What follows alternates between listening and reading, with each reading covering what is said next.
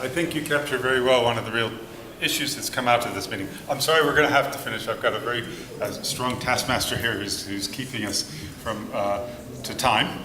But I think one of the, in brief summary, and I'm going to let anybody who can say something in 1 minute join in from the panel. It seems to me we got a long list of things we could do, but we also have some really profound challenges here that have come up again and again. One of the challenges is how do we move from this siloed approach to a more diversified agenda, and how do we sell that upwards? Because it's quite clear we're going to have to create resilience by a number of pathways to generating affordable, accessible, healthy food. And how do we all do that without retreating into our silos and selling our micronutrient or our particular production? The other one that I think has been particularly challenging is the market. And how we think that way, and the idea of reverse planning this from saying who are the consumers, what do they need, and work back to the agricultural systems that we're focusing on in terms of production to a large extent. And that would be a real different way of looking at things with, I think, quite different conclusions. Some of those different ideas are very exciting and have come up in this room this afternoon. So I think there's a good start.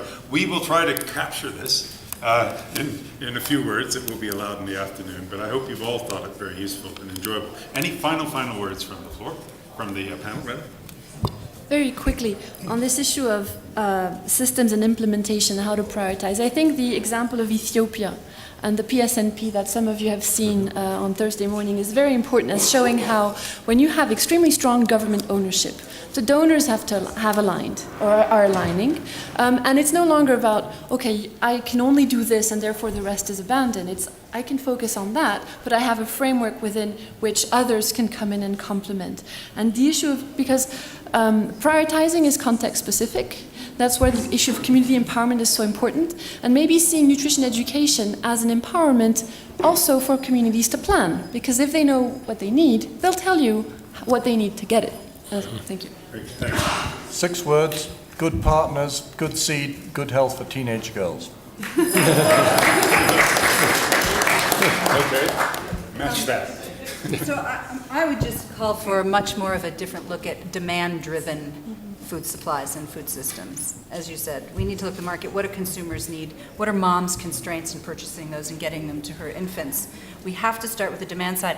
Just one of the most profound moments coming out of the CGIAR, and I'm no longer at the CGIAR. The CGIAR has created incredible technologies and continues to do so and needs to do so given our very particular and critical challenges going forward. But I sat in a meeting with the public and private sector, and the public sector was saying, we produced all this milk, but now we're overproducing and the price is going down. And the private sector turned to me and said, we would never have invested in that level of production if we didn't know if the demand was there. So we need to look at the demand side, if nothing else, just to be more cost effective in our research and development. And I would just echo the point about value chain approaches that came out. That's what Feed the Future is built on, value chain approaches. So we're working at all stages along that value chain. And so when that means, so sometimes that means investing in feeder roads, sometimes that means investing in research, sometimes that means investing in consumer education. We try to do it all. And the last point I would make is relative to the World Cup football that was mentioned by Dino. This year, Brazil is hosting the World Cup.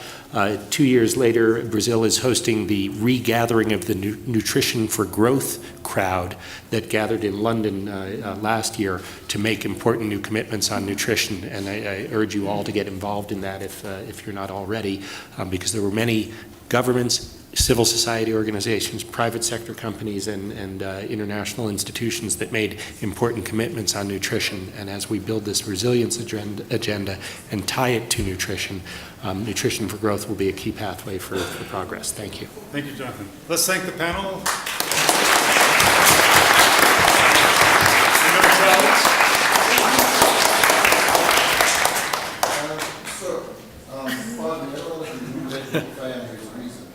My name is Kevin from the Caribbean. I know it's something in Africa. I'm just asking if there's something in the future, maybe a summit within the Pacific and the Caribbean, because while they look green, while may appear to be look greener than Africa, but we know there is climate change, and climate change for real. In the Caribbean, we have hurricanes and things of the sort. But is there something in the future where we'll have a summit on the Caribbean and Pacific? Thank you. Thank you.